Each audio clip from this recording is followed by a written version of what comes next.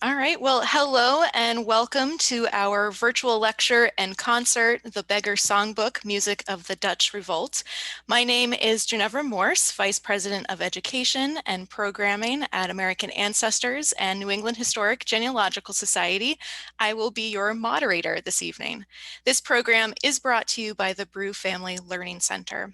American Ancestors is a nonprofit organization supported by our members and donors.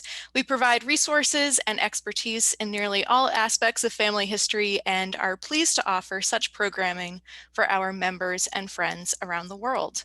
Now, before we begin, I do want to note that we are broadcasting from our homes to yours with various limitations and distractions. We do apologize if there are any interruptions from our end, and we thank you for your patience. If you do lose connection at any point, not to worry, you will still have access to a full recording of this presentation on our website, americanancestors.org, and our YouTube channel. And at any time during the presentation, feel free to type your questions into the Q&A panel on your screen. We'll address those at the end. All right, so now on to the main event. Tonight's program, we will explore the decade that the Mayflower Pilgrims spent in the Netherlands during the 12 Years Truce, a time of peace and prosperity amid the otherwise turbulent Dutch Revolt against Spanish rule. And we will reimagine what the Pilgrims likely heard leading up to their eventual departure in 1620 by listening to musical examples of Dutch songs of rebellion, Spanish works, and traditional English tunes as performed by the ensemble Long and Away. And our presenters today are two musicians from the ensemble Long and Away, Legêne and Karen Burciaga.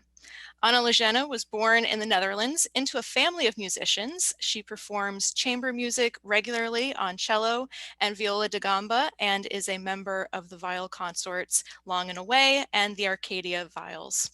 She conducts the chamber orchestra and teaches cello at Bard College at Simon's Rock, teaches cello and viola da gamba from her home studio in Great Barrington, Massachusetts, and is president of the Viola da Gamba Society of New England. Anna received a graduate performance diploma in early music from the Longy School in Cambridge, Massachusetts, where she studied viola da gamba with Jane Hershey and Baroque cello with Phoebe Carai. Karen Burciaga holds a Bachelor of Music from Vanderbilt University and a Master's in Early Music Performance from the Longy School of Music, where she studied Baroque Violin with Dana Meibin, Viol with Jane Hershey, and Historical Dance with Ken Pierce. She has performed with numerous period ensembles across New England and Texas, and is a founding member of the Renaissance Ensemble 7 Times Salt and Viol Consort Long and Away. Karen has taught on the faculty of the Texas Toot, workshops by the Viola da Gamba Society of New England, and Pine Woods Dance Camp. And a lifelong lover of Irish music, she also enjoys fiddling in Scottish, Irish, English, and contra styles. So please join me in welcoming Anna Legêne and Karen Burciaga.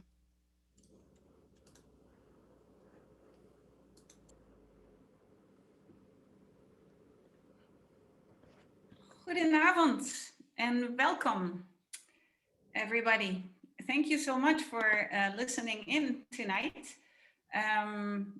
Welcome, I was saying, and good evening in Dutch.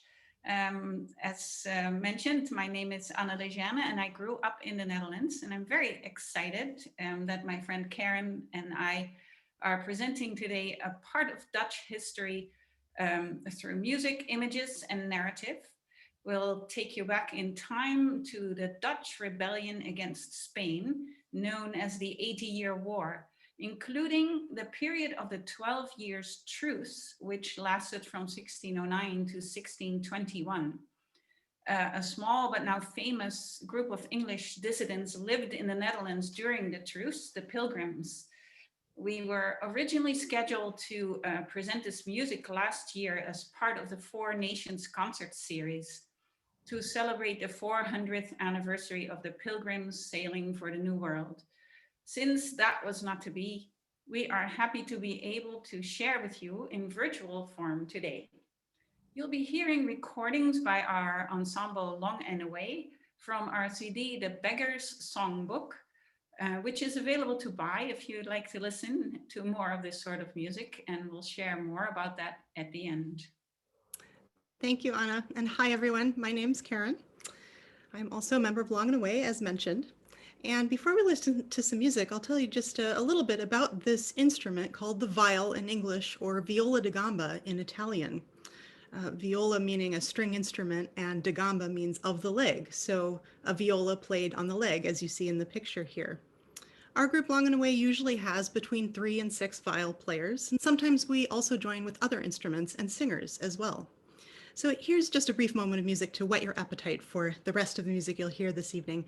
This is an excerpt from a 17th century Dutch song played on 5 viols, along with a singer, a lute, and a drum. And we'll tell you more about this music and all of these instruments a little bit later in our talk.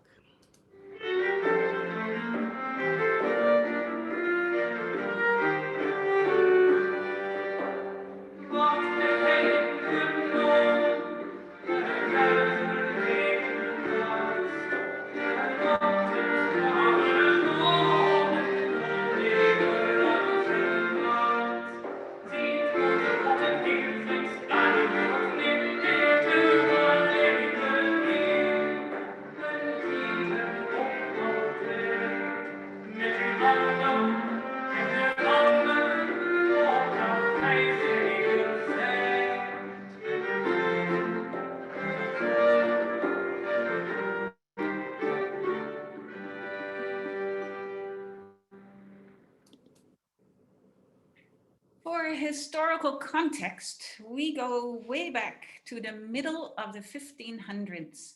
The Netherlands were part of the Spanish Habsburg Empire and consisted of 17 provinces, some of which are now part of Belgium. Power was concentrated in cities like Antwerp and Brussels in the south, and the province of Holland north of the great rivers. Amsterdam was an important port for trade with Eastern Europe. The Habsburg Empire was ruled by Emperor Charles V, who lived from 1506 to 1555. His government was represented by nobles who functioned as stadholders, justices, and such, and in turn had special rights and privileges. The independent cities were governed by patricians who were mostly members of rich families. At Charles V's Catholic court in Brussels, we find a favorite of the emperor, William of Orange. He was the oldest son of a modest Lutheran German family, but when he was 11, he suddenly became a prince and one of the wealthiest noblemen in Europe through a chance inheritance. At the court in Brussels, he was to be raised according to his lofty status. William was loyal to his liege, but as we will see, he tended toward tolerance in religion and was a strong believer in freedom of conscience. In 1555, the ailing emperor abdicated and left the reign of the Netherlands to his son Philip II, Felipe. Unlike his father, Philip, who had grown up in faraway Spain, had no affinity for the Netherlands. He was fanatically religious and is quoted to have said that he would rather have the provinces emptied of their last inhabitants than finding them Protestant. He reigned from a distance through regions. He appointed William of Orange stadholder of the provinces Holland, Zeeland, and Utrecht, thereby greatly adding to William's power, something that he might have regretted later on.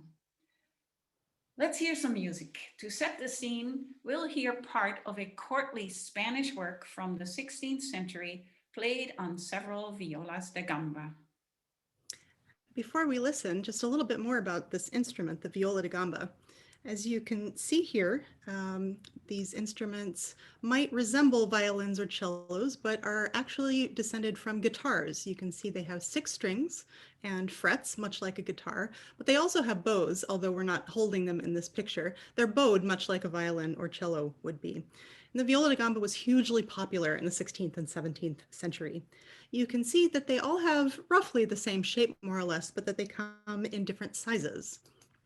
The treble on the right has a range similar to a violin, and the tenor in the middle has a range between a viola and a cello, and the bass on the left has a range very similar to the cello.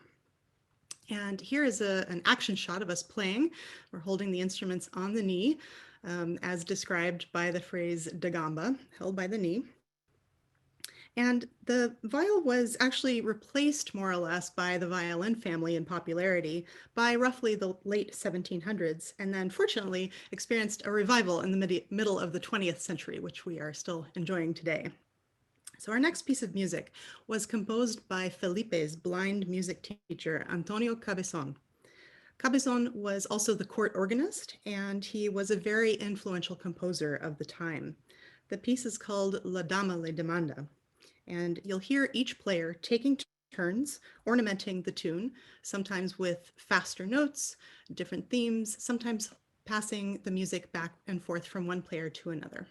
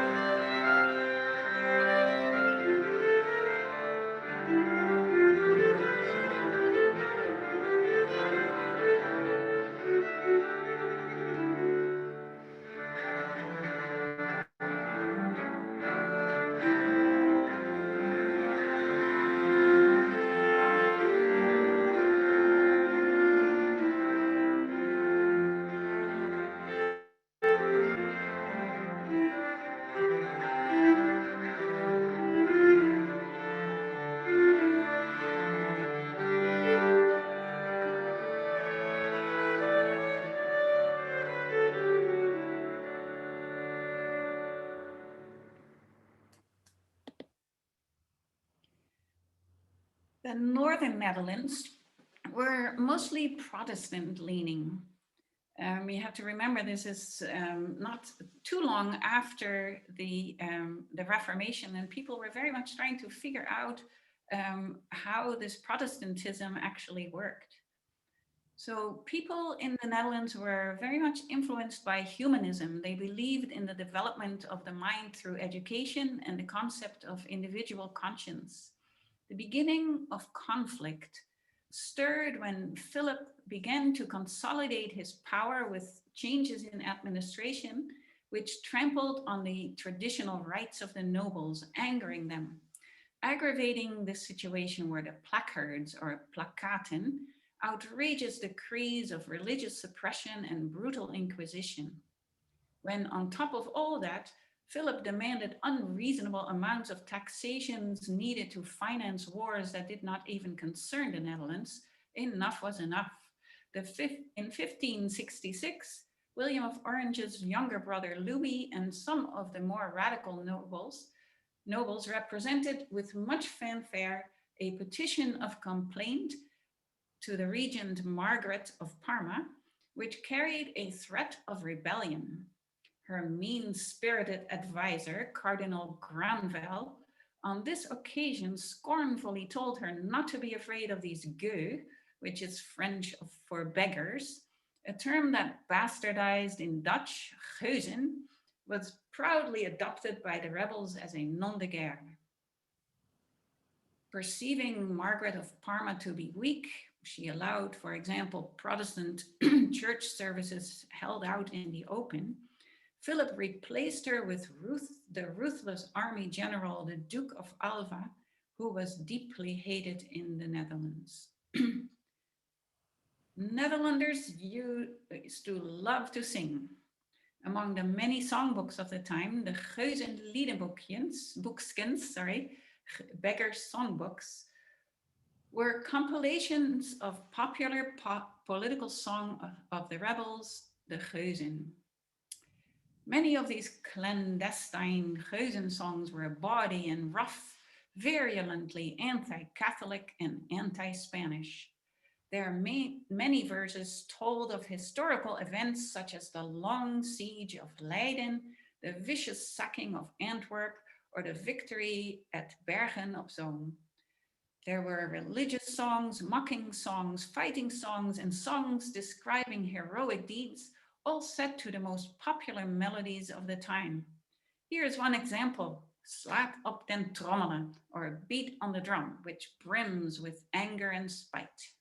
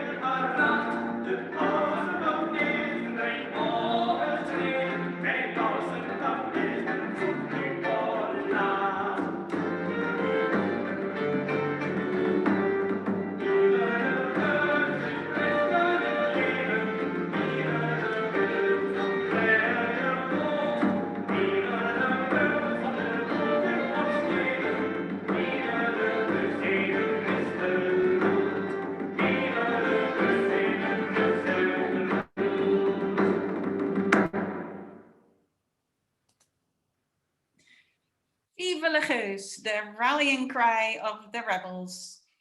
2 years after the petition of complaint in 1568, the rebellion turned into the beginning of 80 years of war.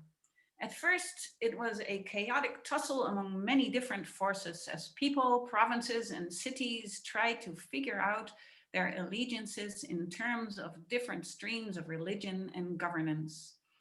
King Philip and his regents used force to impose their new structures and brutally punished Protestants through the Inquisition. The more cruelly the measures were enforced, the more the resistance built.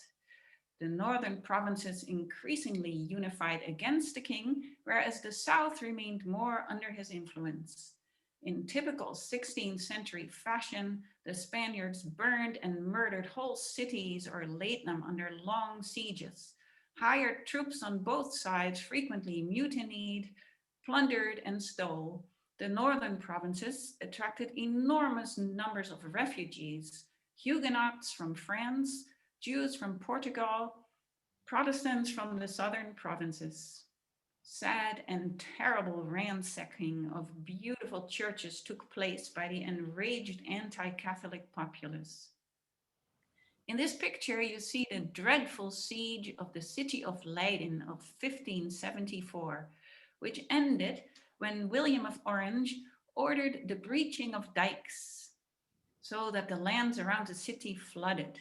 The Watergeuzen, an ad hoc navy consisting of fishing and trade ships, famously came to the aid of Leiden and waged war against the Spanish at sea. Here is Bataille, or Battle, by Tieleman Susato, a composer and music publisher in Antwerp. You can hear the sounds of artillery in the fast notes, and the drum gives a military feel.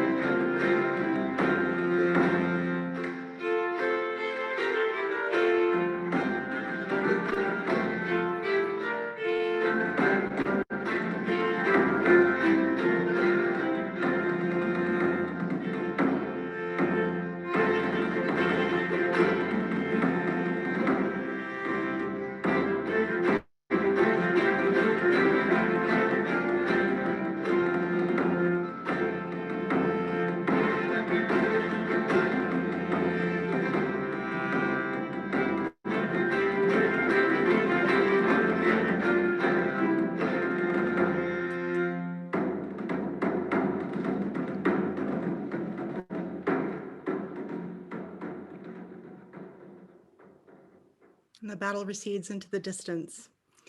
Our next piece of music, Wilhelmus van Nassau, honors William of Orange. It was an original Beggars song and has certainly withstood the test of time. It's now the Dutch national anthem. William, a powerful stadtholder, as Anna said, was the undisputed and beloved leader and hero of the rebellion. In this piece, you'll hear two more Renaissance instruments in addition to the viols and the singer, and those are the lute and the recorder. The lute that you see on the left was another favorite Renaissance instrument. It has several courses of strings, which you can't quite see in the painting here, but there are a fair number of strings there, plucked, and it had a lot of solo music written for it. It was also used to accompany song often. And the recorder on the right-hand side might also look familiar, but far from being a schoolchild's plastic instrument that we might think of today, it actually had a very prominent place in Dutch music, and does now as well. There's a lot of virtuosic and very beautiful music written for it. The recorder comes in sizes from the tiny sopranino roughly the length of a pencil or thereabouts, to the contrabass, which is over 6 feet tall and is played standing up. Perhaps the most famous Dutch composer for the recorder was the blind recorder player Jacob van Eyck. He was born around 1590. He was also known as an organist and a carillonneur, and as well knew about the knowledge of bell casting and bell tuning. In between verses of the song Wilhelmus, you'll hear the soprano recorder play Jacob van Eyck's variations on the same tune. Wilhelmus van Nassau benedikt von Herzen ruht, denn Vaterland getrauet bleibt die Tod in den Tod. Prinzen von Oranje benedikt frei unverkehrt, denn Koning von Hispania hätte Altheit verkehrt. Im Fall des Kriegs Leben hätte Altheit gebracht, darum wenn ich verdrehen Land und Laut gebracht. Maar God zal wederkeren als een goed instrument, dat ik zal wederkeren in mijn regiment.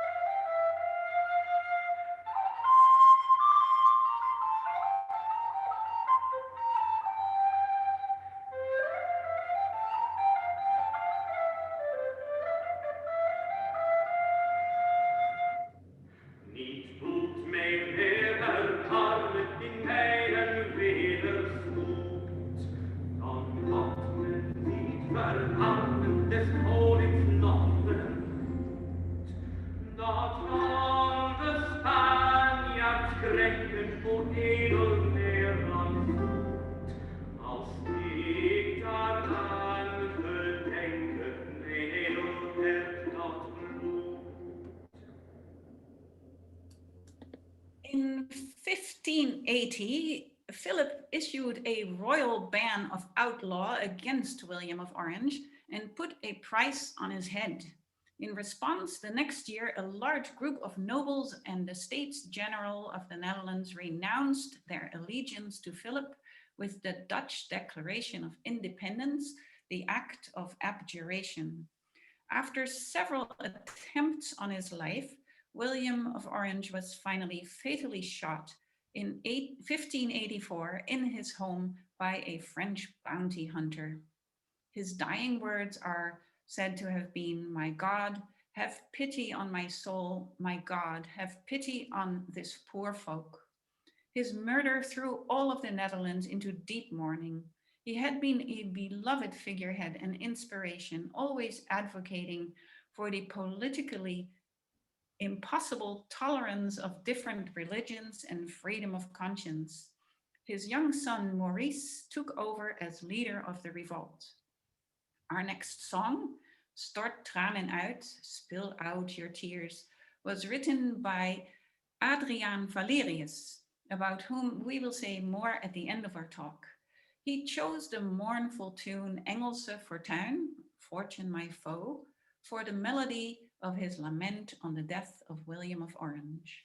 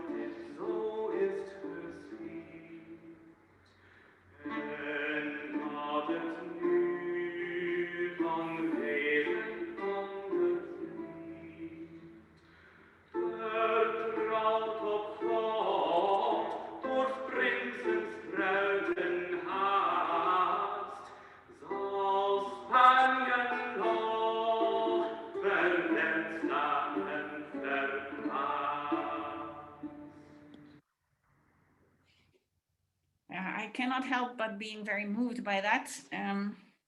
Having grown up in Delft, where he was murdered, and having grown up with the book, Valerius's book, singing this song as a child. Anyway, in the last decade, political unity and resolve in the north and brilliant military innovations and a string of victories by Maurice, the son of William of Orange, created the conditions for a truce. Now, you may be wondering if we're ever going to get to the Pilgrims, and I promise we will, but just a little bit more history before we get there. The Pilgrims' very relatively short 11-year stay in the Netherlands happened during the Dutch Golden Age, which spanned most of the 17th century. It was a time of great achievement in painting, literature, and architecture, but a sort of musical poverty set in, unfortunately, as musical patronage by the court and the church greatly declined. The Calvinist state church didn't support any music other than communal hymn singing. The city governments took ownership of the churches and church organs and employed town musicians who were mostly bands of loud wind instruments who played at civil occasions. However, a thriving amateur music scene sprang up in the homes of the rich citizens and also in taverns. Music from all over Europe was printed in Amsterdam. Madrigal singing, Elizabethan lute songs, and dance tunes were all imported and were all hugely popular. There were also the Rederijkerskamers, or rhetoric chambers, which were literary societies in which the very well-educated members could practice their rhetoric or art of speaking. They wrote poetry, they played instrumental music, and sang. And one musician whose fame as a composer and teacher spread across Europe was Jan Peterszoon Sweelinck, who was the organist at the Oude Kerk, the Old Church in Amsterdam. And here's a picture, or painting rather, of the Old Church. As a town musician, Sweelinck's job was to give concerts twice a day. So next we're going to hear part of his setting of Psalm 130 from the collection called 50 Psalms of David, and that was published in 1604. The text with its cry for God's mercy from the depths of misery can be heard as Sweelinck's response to the calamities of war. It also expresses a very strong sense of piety. Sweelinck borrowed the text from a French psalter, or Songbook, because French was the preferred language of these well-educated citizens. However, in our version, we play it instrumentally rather than sung, so each viol plays a line of music that would be sung. It's really beautiful music, and we hope anyway, that it also works just as well played instrumentally rather than sung.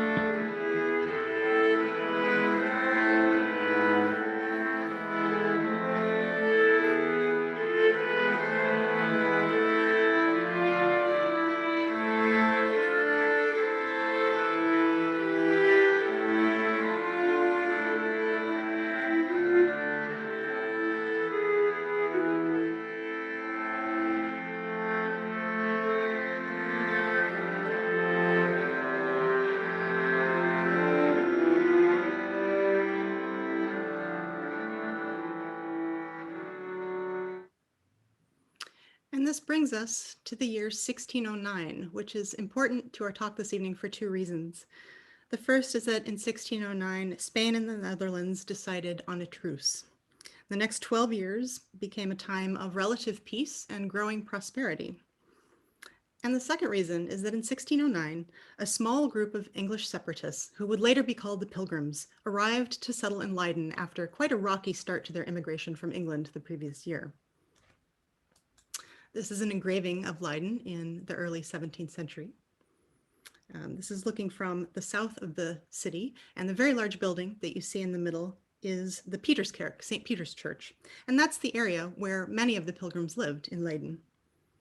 The other large building to the left of Peterskerk is part of the University of Leiden, and just in front of it, I don't know if you can see labeled with the letter F, is the Becheinhof Chapel, and that's where the pilgrims held their church services. This group had fled England to escape religious persecution by King James I, who did not tolerate any dissidents from the Church of England. During this time, the Spanish trade embargo was lifted, and there was a great expansion of wealth in the Netherlands, fueled by an influx of Protestant immigrants, usually highly skilled, from also people from the southern Netherlands, and there was also expanding trade all over the world, including in the Far East. I have to back up for just a moment. Roughly 30 years earlier, William of Orange had founded the University of Leiden as a reward to the city for its defense against the long Spanish siege that we heard about earlier. And the university became internationally renowned. Scholars from all over Europe were attracted to the Dutch Republic because of its climate of intellectual tolerance. There were famous philosophers, painters, and statesmen, including Descartes, Rembrandt, Huygens, and Spinoza, all of whom lived in Leiden at the same time the pilgrims were there. Also, as we've seen, music played in the Netherlands at this time came from all over Europe. And the small group of separatists from Scrooby, which is a tiny village in Nottinghamshire in the north of England, were a fairly sheltered lot, not all of them, but most of them. And the variety of music that they must have heard in Leiden was quite a contrast to singing familiar English psalms in William Brewster's house back in Scrooby, or at least we can imagine that to be the case. As I mentioned, the pilgrims lived right next to Leiden's big church, the Peterskerk, and we can also imagine that they probably heard the music played by its organist, Cornelis Schroot. So next we're going to listen to part of a composition by Schroot from the year 1600, a few years earlier. The text praises the kind and healing spirit of the city of Leiden. It sounds very Italian in style. It's actually very similar to the Italian madrigals that were all the rage at the time. We'll listen to it here sung by the ensemble Anima Eterna, which is based in Bruges, that was in what was the southern provinces and is now Belgium.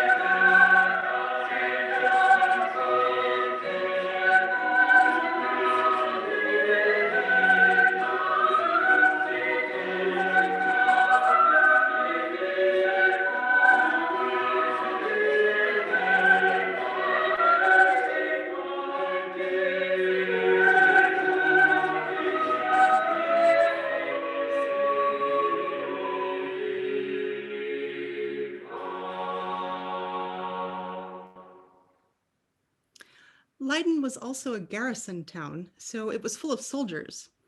And we can assume that the town of Leiden, or city actually, would have been unimaginably busy, cosmopolitan, bustling, and also open-minded to this small group of English separatists, who, after all, were largely a group of middle-class farmers from the tiny villages of Nottinghamshire.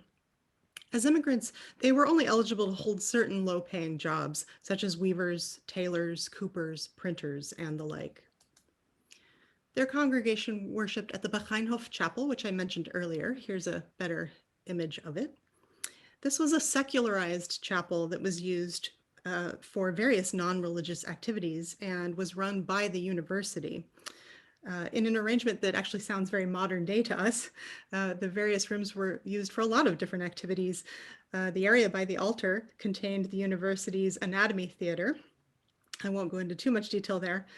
And the separatists held their services in the main room, which at other points during the week was also used for fencing instruction and my personal favorite, musket practice. I don't know how you practice muskets inside, so I smile every time I read that. Another room in the building was used to teach military engineering, and it also housed the university's library. Here's a picture of the library. If you look closely, you can see each row is labeled with its subject for ease of finding books. So next, we're going to listen to some music that it's very likely the Pilgrims themselves might have sung. And that's Psalm 100 from the Ainsworth Psalter, which is a psalm book that was printed in Amsterdam in 1612. And it was printed specifically for the English separatist populations living in the Netherlands at the time. Later, the Pilgrims would bring a copy of the Ainsworth Psalter with them aboard the Mayflower. In the psalm, you'll hear one verse sung from Henry Ainsworth's setting, which you see on the left. There's just a simple psalm tune with the text set under it. In our performance, we follow it with a different setting for 4 parts by John Dowland, and you can see that on the right. He added 3 more parts to the original psalm tune. That one also has slightly different text, but we use Ainsworth's text. So here is Psalm 100, and it's performed by another of my music groups, 7 Times Salt. Shout to Jehovah the earth, serve thee Jehovah with gladness, before him come with singing mirth. Know that Jehovah he God is. 'Tis he that made us and not we, his flock and sheep of his feeding. Oh, with confession enter ye, his gates, his courtyards with praising. Confess to him the his name, because Jehovah he God is. His mercy ever is the same, and his faith unto all ages. During the 12 Years Truce, the Protestant Netherlands was consumed with a religious debate about predestination. And as a matter of fact, the Pilgrims minister, John Robinson, participated in this debate at the university. We're going to spare you the details of that debate, but the controversy was finally settled in 1618, and the Calvinist Church became the official state church of the Netherlands. What that meant is that the previous tolerance towards many other Protestant groups came to an end. And despite the Pilgrims having been on the winning side of that religious argument, they still had a number of differences with the state church, and their unaffiliated status was once again in danger. So this, along with the threat of the resumption of war and a lot of perceived cultural differences between the English and the Dutch, eventually prompted the separatists to leave the Netherlands and seek to start new lives in the New World. Many, but not all, of the Scrooby congregation left Leiden in 1620. Some family members stayed behind, and in fact, several of their descendants still live in the area today.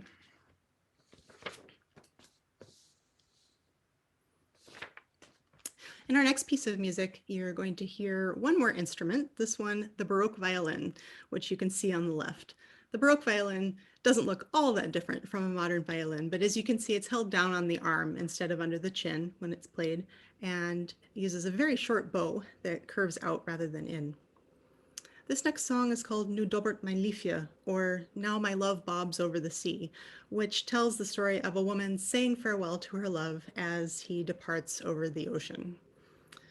The year after the Pilgrims left Leiden, the long war resumed and raged on for another 27 years. Here is Nu dobbert, performed also by 7 Times Salt.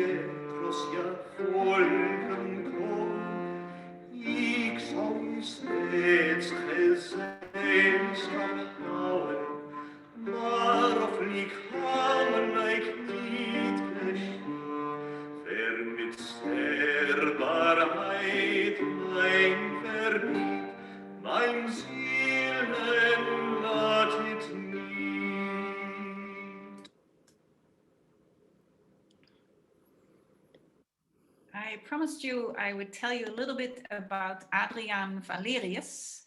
In 1626, actually after his death, Valerius,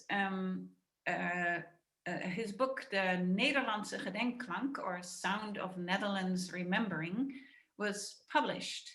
It describes the history of the Dutch rebellion until that year.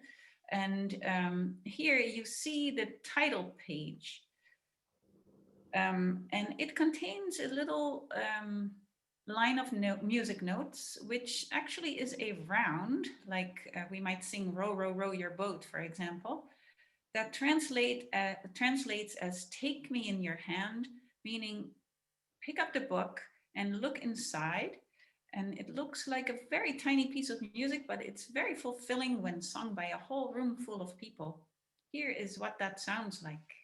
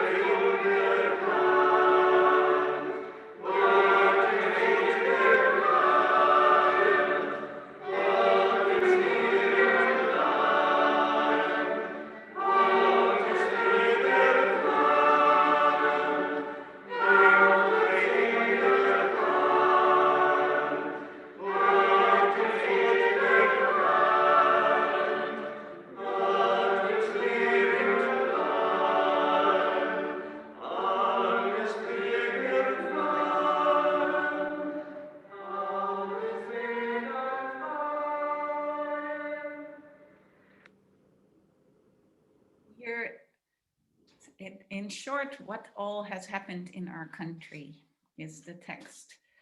So the gedenkklank may not always be historically accurate, but it is unique in that Valerius illustrated his narrative with many songs, and unlike other songbooks of the time, provided a musical score with lute and cittern parts. The cittern is another small plucked instrument related to the lute. Valerius was a notary and alderman at Vere, an officer of the local amateur literary society. He incorporated a few of the popular Geuzen songs, like at Wilhelmus that we let you hear earlier, in his book, but he appears to have written most of the song texts himself. Compared to the Geuzen songs, his texts are more high-minded and contemplative, written retrospectively as commentary, looking back on past events. Valerius set his texts to existing popular melodies, drawing upon folk songs, dance tunes, and well-known compositions from all over Europe. The first piece you heard today was one of Valerius's work, and now we'll listen to another set to the music of the Italian composer Giovanni Gastoldi. Heer, als ik denk aan het goed, or Lord, when I think of the good, reminds its audience to be faithful servants to God.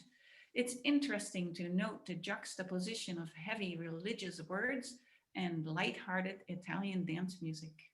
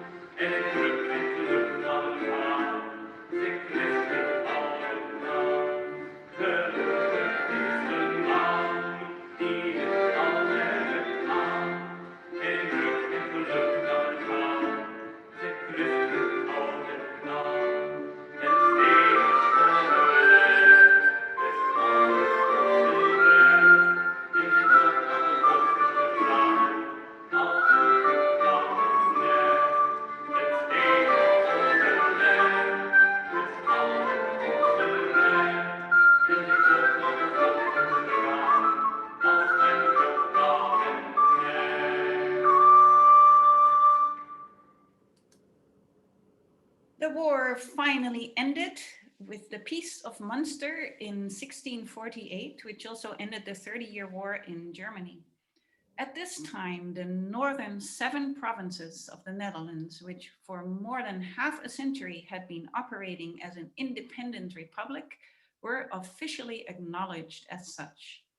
In order to maintain the peace among such a diverse population, religious toleration finally became official. With no hard feelings, we'll give the departing Spanish a final wave and wrap up today with a work by Diego Ortiz. And just before we listen, I want to take a second to thank Ginevra Morse and the New England Historical Genealogical Society for inviting us to speak this evening. I also want to thank my colleagues in Seven Times Salt, as well as Jos van Immerseel and Anima Eterna, the other group that you heard today. Long and Away's recording of the Beggars Songbook concert is available for sale on our website, longandaway.com, and I'll put that in the chat later. After the music, we will take some questions. This is a very short piece of music, so you can be thinking of your questions and type them into the Q&A or the chat, however you want to ask us.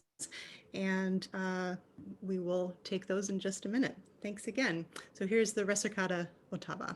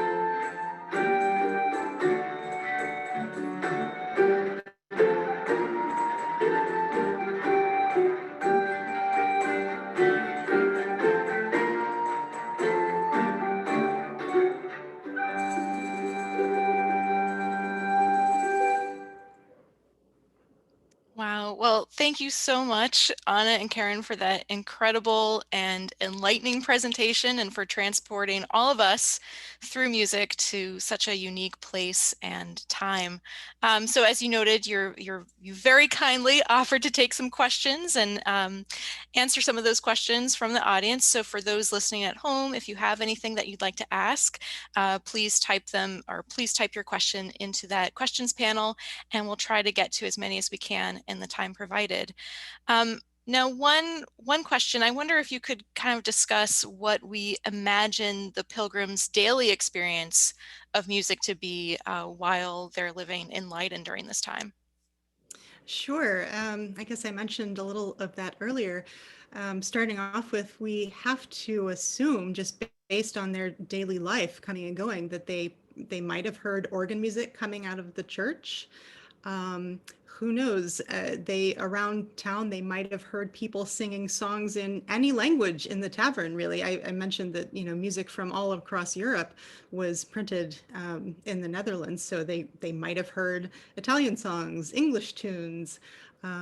We can also probably safely assume that they brought some knowledge of music with them, not just the psalms that I mentioned, but simple dance tunes, rounds or catches that you might sing at home, that sort of thing. Seven Times Salt, my other group that we heard earlier, also looked into this as well. And, unfortunately for us anyway, a lot of the separatists from the congregation were illiterate, which is totally normal for the time, but it means that we mostly don't really have a record. No one was writing down, oh, today I did such and heard such a thing. We don't know. We just have to imagine it. So, this program works with music that we know was published at this time, that was in circulation at this time, and then also a fair amount of imagination thrown in as well. Great. Anna, do you have anything that you'd like to add to that, or? Yeah, well, I mean, as I said, the Dutch love to sing, and there were hundreds of songbooks at that time available and printed. Many of them had very religious texts. So I think, people tended to sing a lot of religious music, or very sort of uh, what we call stichtelijk in Dutch, which means um, how to be upright, how to be a good citizen. um, I think the taverns were probably full with music, and lots of singing. And as I said, the rederijkerskamers, where the more well-to-do citizens were singing and playing. They might have had the windows open, or you might have heard, walking by there, some people making beautiful music. Yeah, well, it's certainly fun trying to put ourselves back into that time and place and kind of feel or imagine what they might be hearing. So thank you again for just such an amazing presentation. A question from Barbara, who asks, does one specialize in a size of viola da gamba, or is it easy to change from one to another? So Karen, I know that you showed that great picture of the 3 different sizes.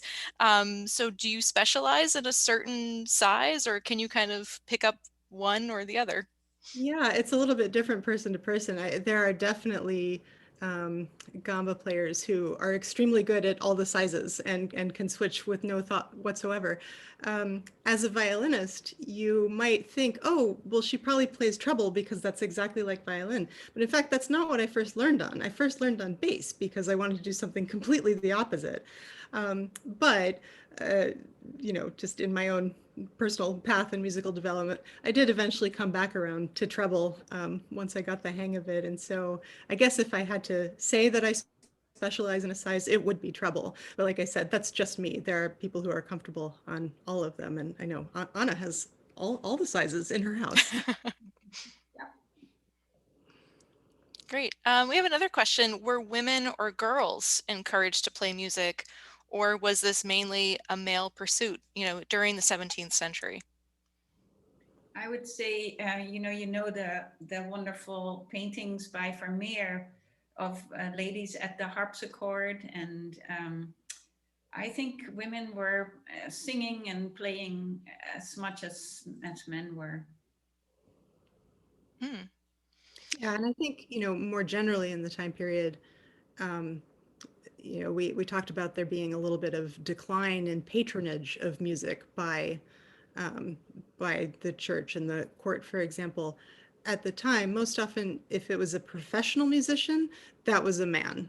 It doesn't mean women weren't playing instruments, learning and singing and doing, anything they wanted at home, but by and large, they were not hired for any positions that existed. Now, Tony asks, is there any record or perhaps stories that we know of this Dutch music coming to the New Netherlands, coming to the New Netherland colony in New Amsterdam? Do we know of Dutch musicians settling there and bringing their music with them? That is such a great subject, and I actually am in a little trio called the Trio New Netherlands, but we haven't found any so far. We would have to go really dig into the archives in New York, I would think, in Manhattan, and see what we could find. But in general, many well-to-do people did play music, and you could assume that they brought a viol over, or recorders, or that they played harpsichord and things like that. I just don't, as we said, there were few Dutch composers at the time. Cornelis Schuit and Sweelinck and Van Eyck were a few of the most well-known composers, and at that time the music from all over Europe was everywhere available, and there were so many good composers everywhere else that I think people would just have brought their library over and played whatever they were playing in Holland. I can maybe add to that a little bit. I don't really know about New Netherlands and the New York, the people who came to settle there so much. I do know a little bit more about the separatists who came to New England, and I want to say at least for the early years, um, I I mean there are actually two music collections. I don't want to go into too much detail here because we probably don't have the time. There were two music collections, printed music collections that were known to have come over, but it's literally two books. And then the Psalter that I mentioned, the Ainsworth Psalter. So it's, religious music. Other than that, I just don't think people either owned music, and especially in that group, like I said, they were farmers, they were laborers for the most part. There were a few educated, university educated men, but they were coming here for a better life, coming from, often very poor circumstances. So it's kind of not surprising that they wouldn't have been focused on, oh, my instruments and my music and all that. A lot of them just didn't have that. I think as the decades go on, that probably changed as more sorts of people came over. But anyway, I'll stop about that.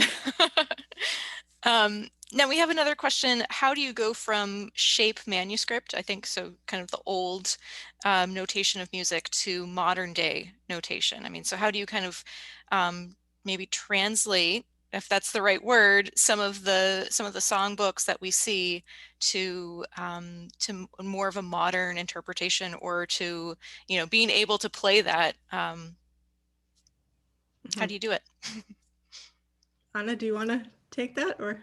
Many people who specialize in early music are used to reading the old the old printed parts and sometimes manuscripts, and at the same time there's been a lot of transcribers, and much of the music is now printed in modern notation. So both things happen. There's classes, in early notation when you study early music, and most people are fairly familiar with it who do play early music. It also just takes practice. It might look strange or funny the first time you look at it, but you get used to it pretty quickly, I think. So, for us, looking at what appears to be an ancient manuscript, say it's 400 years old or something, over time it starts to feel familiar. It doesn't seem so different from modern notation. Great. Maybe just two more questions before calling it a night. So Lindella asks, how can I get a modern day notation of that wonderful round by Adrianum Valerium?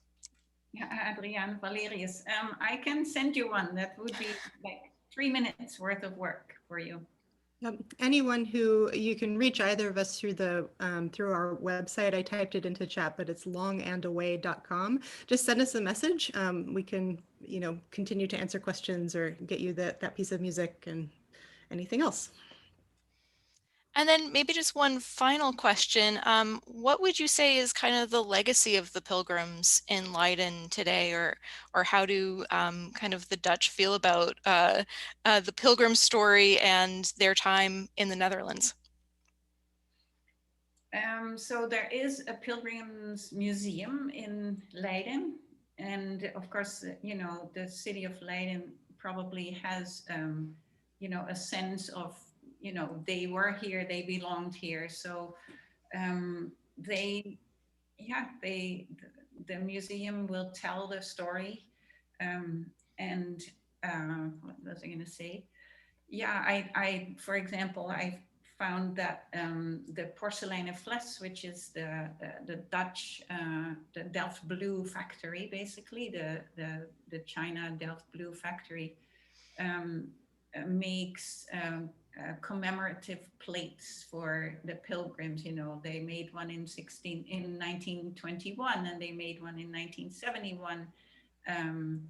So it lives to some extent, but I don't think it's, in general, the Dutch people are too much aware of the Pilgrims. I think Leiden probably the most. Mm. I can add that I know I think it was last summer, so of course 2020 was the 400th anniversary of the Mayflower Crossing.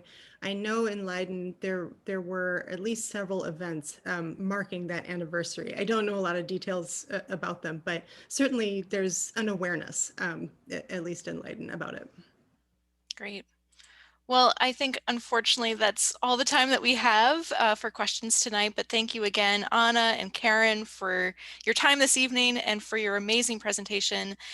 If those of you listening from home, again, would like to learn more about the ensemble, Long and Away, or purchase a copy of their album, The Beggars Songbook, you can learn more at their website, longandaway.com. It's also on the chat, and we'll include that in our follow-up email to you after tonight's broadcast. And if you have other questions, feel free to contact us at education@nehgs.org. Now, before we say goodnight, I do want to share with you just a few upcoming events. So tomorrow, that's May 21st at 4:00 p.m. Eastern Time, we welcome curators Nancy Carlisle and Peter Trippi from Historic New England, and they will present on their new exhibit that examines the stories behind 45 of their most intriguing paintings. And that program will be moderated by our curator of special collections, Kurt DiCamillo. And then next Tuesday on May 25th, we welcome author Skip Finley, who will discuss his newest book, Whaling Captains of Color, America's First Meritocracy. And then on Thursday, June 3rd, archaeologist for the city of Boston, Joe Bagley, will be in conversation with Kurt DiCamillo about Boston's oldest buildings. And so we hope that you'll join us for those programs and other upcoming online events by registering at americanancestors.org/education/online-classes. And so I just want to thank you again for joining us. As you leave the event, you'll have the opportunity to fill out a survey and give us your feedback. As we continue to expand our webinars and online offerings, any and all feedback is extremely helpful and appreciated. This free webinar was made possible by the generous support of members and friends around the world. Please consider making a gift to American Ancestors to keep these programs free and to create more free programs for you and for others. Stay safe, stay healthy, and I hope to see you at our online programs in the future. Goodbye for now.